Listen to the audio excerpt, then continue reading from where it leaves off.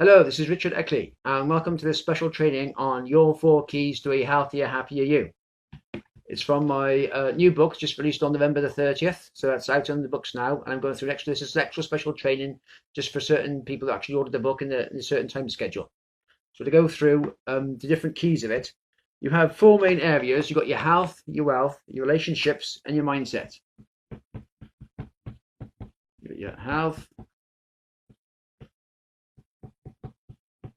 your wealth,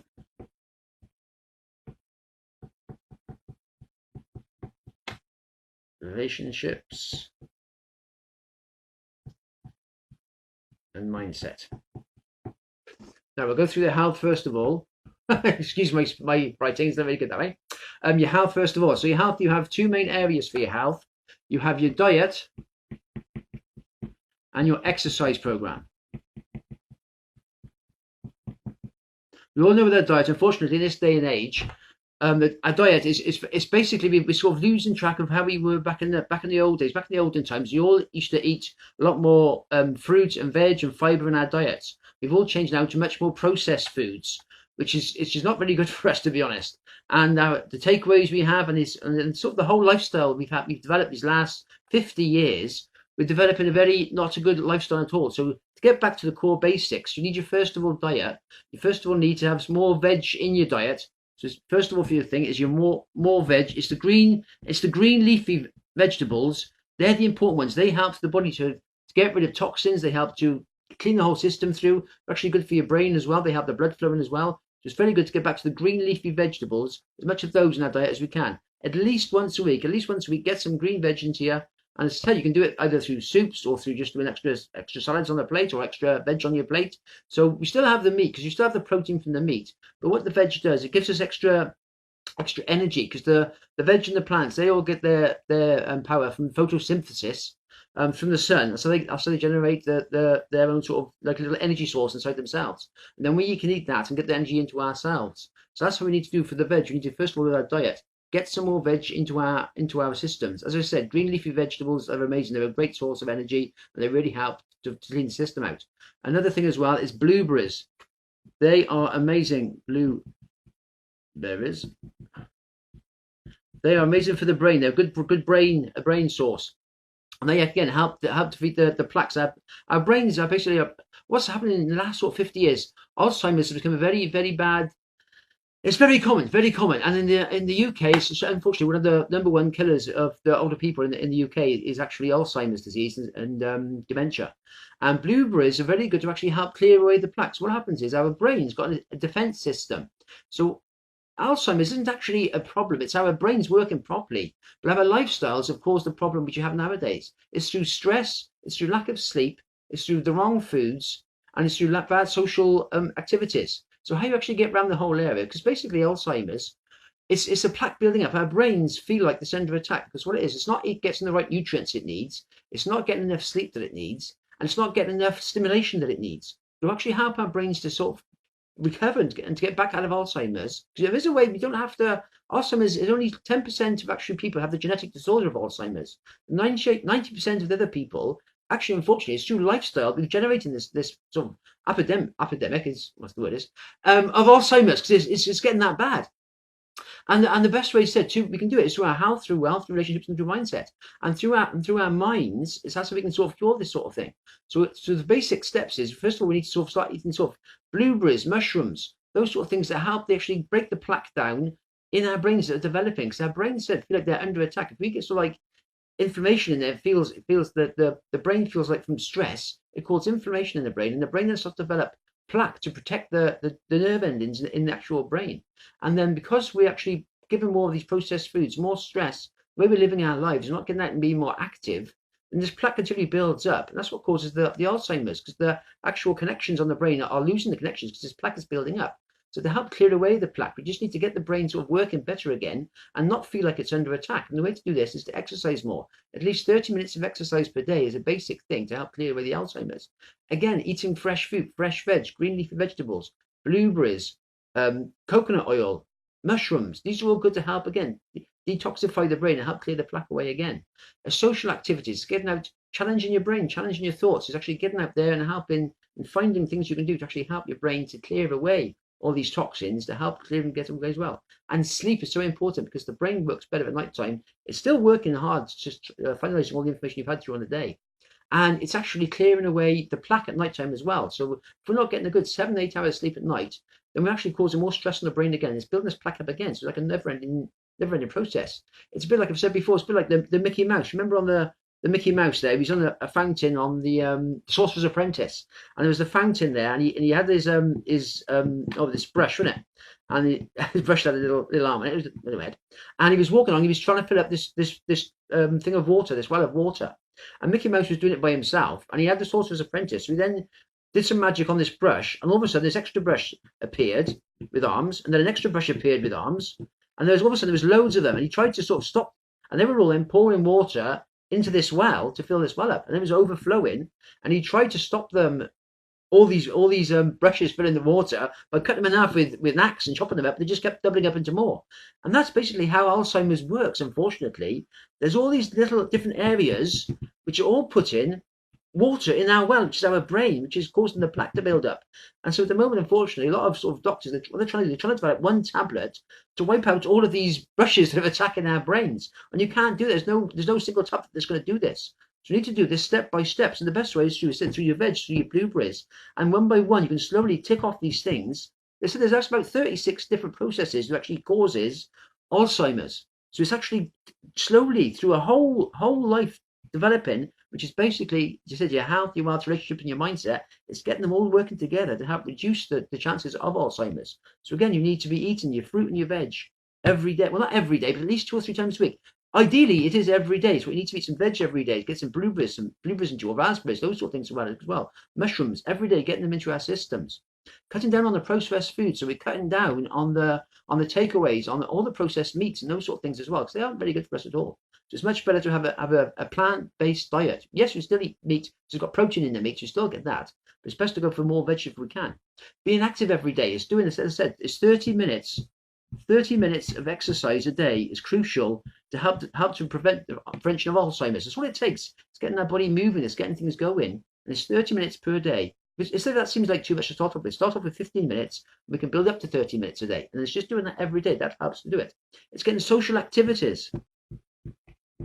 That's good with that. Social activities, get our brain thinking, interconnecting with people.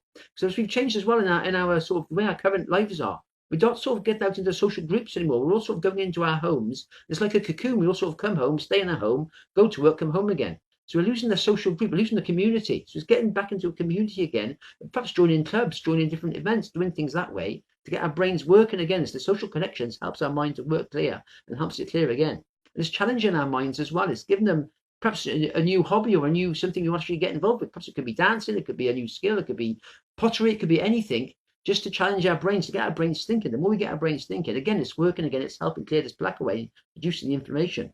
So that's all to say to start off with on your health side. I mean, that's just on the Alzheimer's. I got a bit carried away there. Because of course, we have your diet back on normal health. You have your diet, so you need your fruit and your veg. Get more fruit and veg in us, help to increase our bodies and help to reduce it that way. Exercising every day. We need exercise. Just to actually, and stretching is so important in the mornings. If you can do some stretches in the morning, first thing, you do your leg stretches, your back stretches, perhaps arm stretches, perhaps a few press ups, and these sort of things, a bit of core muscle tensioning. These sort of things can help the body. It's just doing that every day. So the thing, it's not like going to the gym and working out for 10 hours a day. It's just doing some core exercises, a few stretches in the morning, just getting our bodies up and moving around again and getting some motion going that way. And that helps so much in our bodies for the exercise every day. It's achieving that as well to actually improve our whole lifestyle and improve it all. Again, now through your wealth, that's through on that side there. Through your wealth,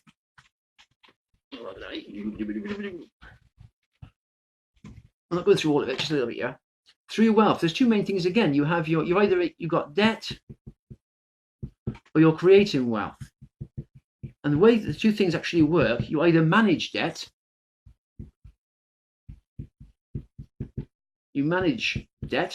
or you create wealth. And the hard part is you can't really create wealth very easily if you're in debt. So your first step of any sort of situation to try and improve yourself is to try to get out of debt so you can move towards the wealth side of things. And the first step in actually just getting out of debt is doing a financial statement Financial statement of what you've actually got at the moment. You check through your bank balance, you see what you've got money coming in, what money you've got going out. You actually break it all down. See if there's some things you can cancel. Perhaps there's some television sort of things you actually buy and you don't need anymore. Some magazine subscriptions you can cancel. Perhaps you sort of started something a few years ago. It could have been a hobby or something like that. You paid a subscription to it and that's still carrying on and you stop doing it. Just reducing any outgoings you've got that way. Again, it's the basics. It's your mortgage and your mortgage and credit cards. Again, any credit cards. You can get 0% deals at the moment online. Get them onto 0% deals. Your mortgage, if that hasn't been changed for a while, check the best interest rates you can get for your mortgage. So it's basically just double checking whatever money you've got coming in the front door, see what's going out the back door. So the more you can reduce at the back door, the more money obviously you're going to keep in through the front door and keep in your system. And then what you need to do then, we just set up a saving system. It's so old school, but it just works so well. It's just how it is, savings. And you just literally start a little savings scheme. It's literally once a week. It could be £2, could be £5, could be £10, could be £100, depending on where you're coming from. You set up a core savings scheme. So what a lot of people used to do, well, a lot of people use nowadays, is when their income comes in, they spend what they've got and they try and save what's left. But unfortunately, at the end of the month, what often happens is there's a tire goes on your car, your fridge breaks down, the washing machine goes, and there's all these family expenses that come along. And the money's wiped out, so there's no money saving there. So what a lot of successful and wealthy people do, they save first, and then they spend what's left. Because then what they've done then, they've put the money aside, they save first. They've put the money aside straight away into like a direct debit savings scheme, straight away into a savings account. So as soon as that core money comes in, that's put to saving, it's saved and it's put away straight away. Then they spend what is left. That way the savings done first. It's the old thing, it's doing stuff that's important, not urgent. We know spending and buying stuff at the moment, that's the urgent part. Your tire goes in the car, that's urgent. Your washing machine goes, that's urgent. But we're trying to save money first, which is the important part for our futures. And this is money we put into a savings scheme, we're actually saving. We're not going to put this into like a housing development to try and develop the house better, and it's not a holiday fund. This is money we're putting away to save for our future selves, for like a part of a pension scheme, which we can develop and invest later in life. There's compound interest will kick in later on, so I won't go through that on that today. But there's compound interest will kick in later on, and that helps so much increasing your money you've got inside. It's like someone else putting money in for you as well. So that's the basic start, is you save first of all, and you sort of spending what's left, and you're trying to get a balance. So there's three main areas. You've got your debt, which you want to pay off. Your debt you want to pay off. You've got to live for today, and you need to save for your future.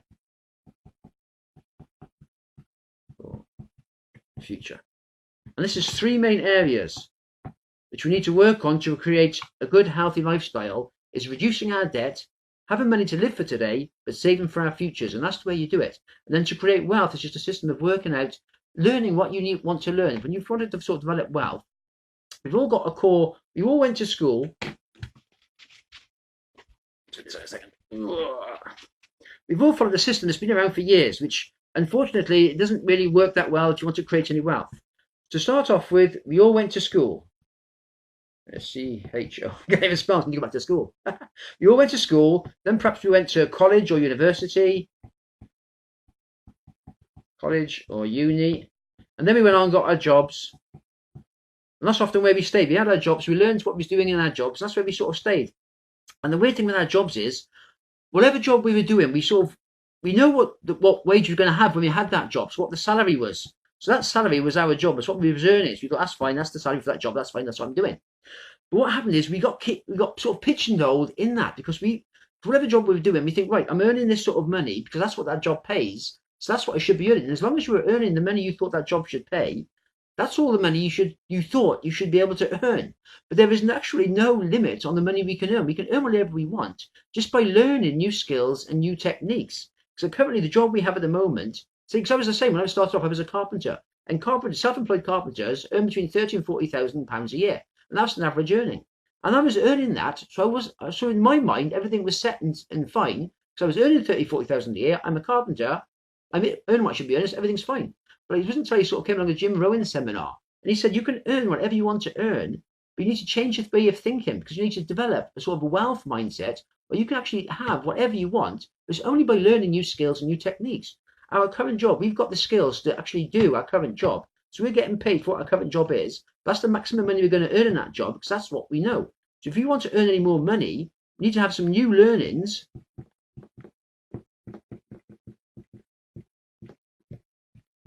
and new systems to actually develop our minds to actually increase our wealth. Because, as I said, our job pays what is paying it down there. And if we want to learn to actually have some more wealth, then we need to learn from someone who's already got that. If you ask someone who's a millionaire, because at the moment, if you said, oh, like, yes, you can have £1 million next year if you sort of develop your mind thing, you say, oh, no, I can't, I don't believe that. But if you ask someone who's already earning £1 million, they'll say, well, of course, that's no problem. I'm earning £1 million. There's no problem with that. That's because their mindset is they've learned what they needed to learn to earn £1 million, so they're earning £1 million. So that's your mindset. It's all about mindset. You can develop your mindset to that higher earnings, to the higher level of information, then you can actually develop the wealth. But you need to get information from people who've gone before you and you've done the things you want to do. So then you can learn from them and they'll bring you up. It's like where you are at the moment. So you could be, you could be, say, down here. You're down here on your job, and you're happy enough. Job's going well. You're all happy. You got legs as well as arms and everything else. What that bomb plan is, and yeah. But you'd like to be up here. Do you think that's a nicer lifestyle? You've got sort of a bit more money, nicer holidays, and that sort of thing. But you can't see a way of getting up there. But if you're actually someone who's actually on that level, and you can talk to them, get information from them. He's a happy man. You're probably happy as well. And you get information from them, they'll then raise you up to their level, and then you can see, you can have these things. But because you're down here at this level at the moment, you can't get up there. There's no way for you to sort of get it there yourself. If you do it slowly, people do it themselves slowly, but they can take us like 5, 10, 15 years possibly to build it long term to get up there, a very slow drag. But if you actually got advice from someone directly who's actually already there in the first place, they can teach you the things they already know, which got them there and save you a lot of years, possibly 2, 3 years. You could be up there at the level you want to be at. And that's how you can create wealth. You can then develop systems, techniques, perhaps write books, do courses, do trainings, do teachings. There's so many different areas you can do. You can invest in property, you can invest in actual money itself. There's different areas of developing wealth. But it's getting information from someone who is where you want to be. And that's how you move yourself forward and up to create the sort of things you want in your life for wealth. Then on relationships, we've got relationships there. We all start off in relationships, and we all sort of do the old system as we go out, and we see what's out there. We sort of have a chat with a girl or a boy, and you think they look quite nice, so we'll see how it gets on with a relationship. But what you could do to actually, before we actually even went that far away, to actually decide, because we don't think usually what sort of relationship we would like, who we would like to see, who we'd like to date, and what we'd like to do.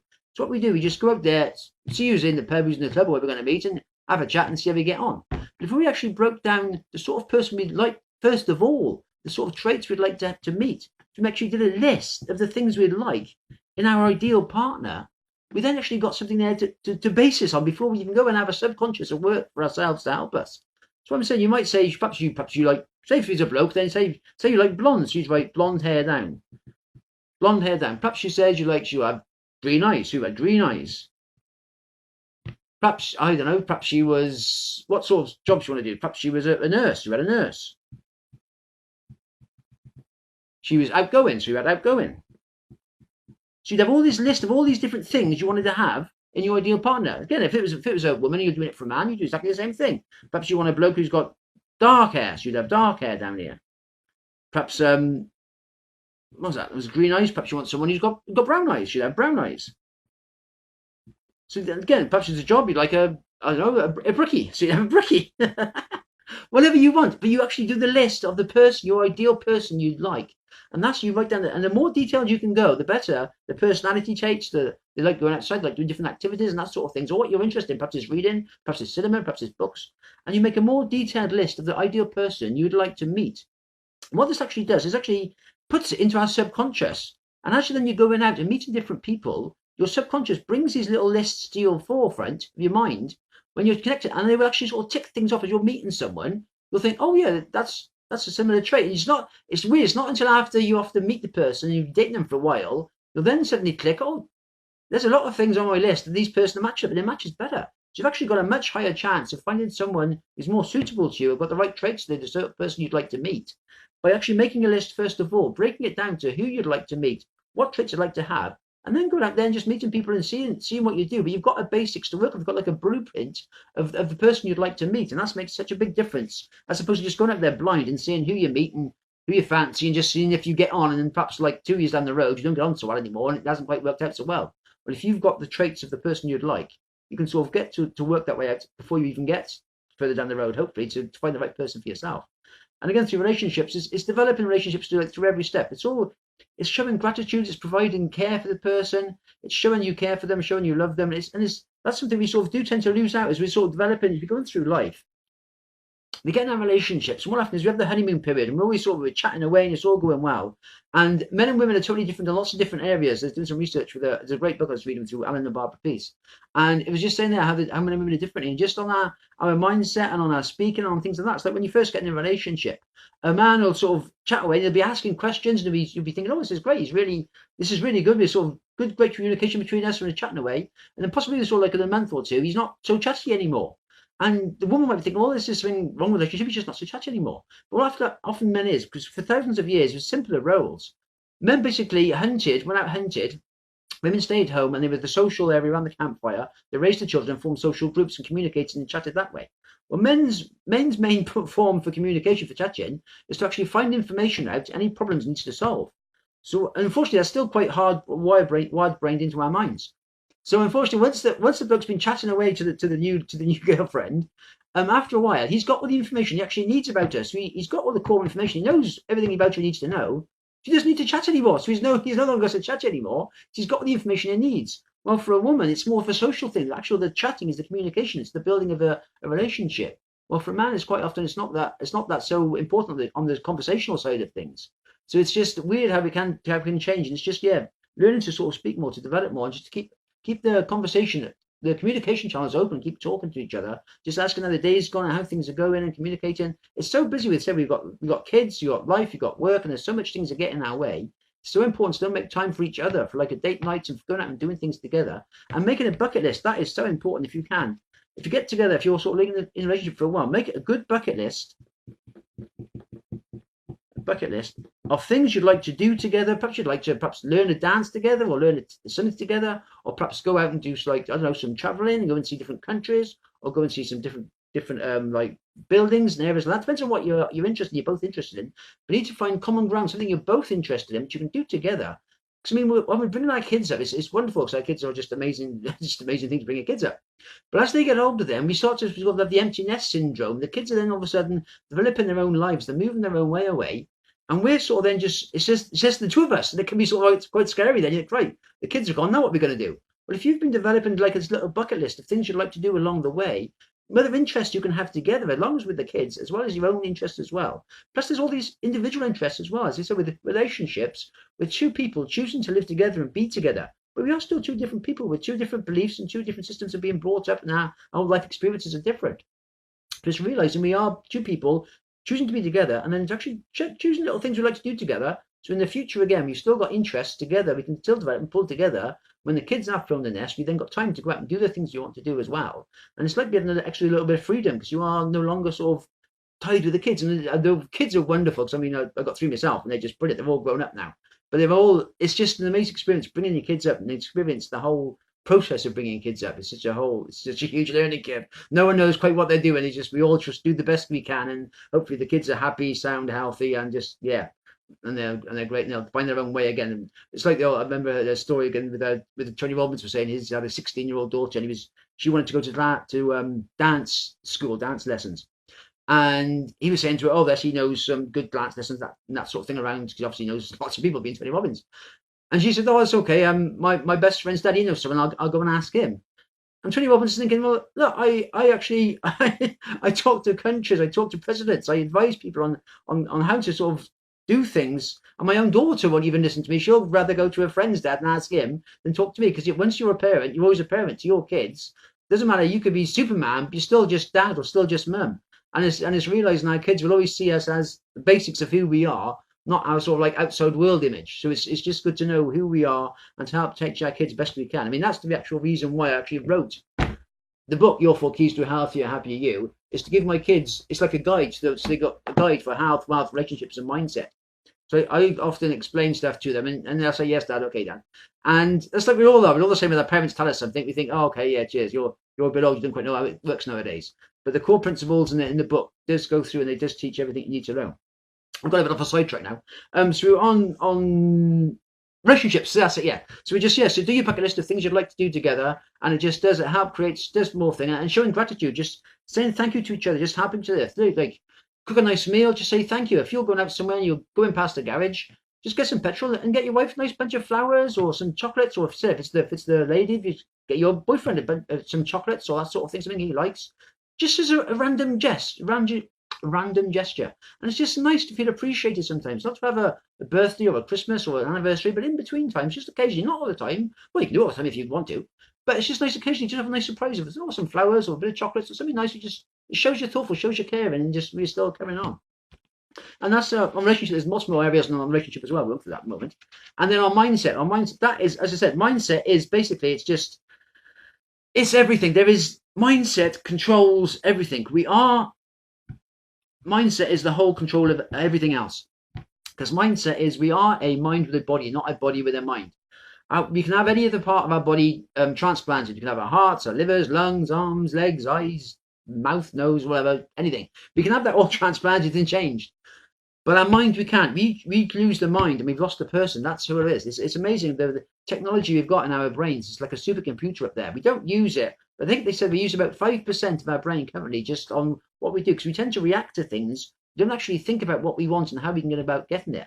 And our mind has got such control of what we do with our lives. The problem we've got is we live in a very negative world. So if we can put more positive in our mind, we'll have more positive results. Because it's all down to attitude. Our mindset, it's all down to attitude. Ooh. If I can spell. Your attitude is the core to the kingdom. It's the core to the kingdom. It's the key to the kingdom. It's everything. Your attitude is everything. Because if you have a good attitude, people will come back to you with a good attitude. But if you have a bad attitude, people will come back to you with a bad attitude. It's how you react to the world outside is what brings it back to you. And a lot of people, they sort of go through life thinking, oh, well, if they were nice to me, I'd be nice to them. But that's not how life works. If you want people to be nice to you, you need to give first. You need to be nice first, and then you'll get that back. And it comes back to you. So yes, our attitude is everything. If we can change our attitude, that can change the whole way our life's looking. We can move things along forward. We can get things going. We can actually create our lives. We, again, like before, where we did that list of things we'd like to do, we said like a bucket list, or with our relationship list. If we do a bucket list of places we'd like to go, things we'd like to do, we can slowly work them off. The things we'd like to do, we can slowly work it off. We can actually achieve whatever we want to achieve. The only thing that actually stops us achieving what we want to achieve is ourselves, because we often second guess. We've all got this little bit of self-doubt in our head, which no matter if we start anything new, it's always there straight away. Oh, we can't do that, or we shouldn't really risk that. Because our minds are sort of trying to keep us safe, trying to keep us protected. Because it isn't like a sort of risking ourselves. The main of the brain is to try and keep us alive. And it feels like if we try to get out of our comfort zone, try something new, we're instantly sort of drawing ourselves back, thinking, oh, we shouldn't do that. That's a bit risky. But it's how we actually move things forward. Anything in the whole world's being developed through someone getting a vision of what they want to do and moving towards it and finding a way to solve the problem they've had and overcome it. And that's achieved, as again, so much. As I said, the last 100 years, just technology has just gone ballistic. We can't understand quite how fast it's going and how quick it's improving, step by step, year by year. It's improving all the time. And it's just through our mindset. It's through finding a problem we've got, overcoming it, and finding a solution to it. And that's how our minds work on every area of our lives, through health, wealth, relationships, and mindset. And it's all down to mindset. It's developing the skills, the techniques to learn to use your mind properly, to actually learn things, to read things, and develop things. That way we can get ourselves moving forward to the life we'd like to have. And then we just move towards it step by step. It's a slow process. You can't sort of rush these things. It's got to take time to learn it all step by step so we know what we're doing. And that's how you create the sort of life you want. Well, that's a little breakdown there on your health, your wealth, your relationships, and your mindset. There's a little core training tonight. Again, it's on through Your 4 Keys, Healthier, Happier You. There's the book there, which goes into more depth about the sort of things I've just been covering tonight. I hope you got value from this. As I said, you can always get in touch with me through rickheckley67@yahoo.co.uk. We've got the podcast under the name of Your 4 Keys to Healthier, Happier You. And there's also the my website, which is also just up and running under the same name as well. So it's all going well. Yeah, more information. I'm setting up the accountability course soon. I'm going to do some more actual trading courses on the actual school. I'm going to set it up next year now. That's one of the processes at the moment. It's all one step at a time. But the book's out now on the 30th of November, and this is all good. So you can just, get in touch with me and see how things go. All the best.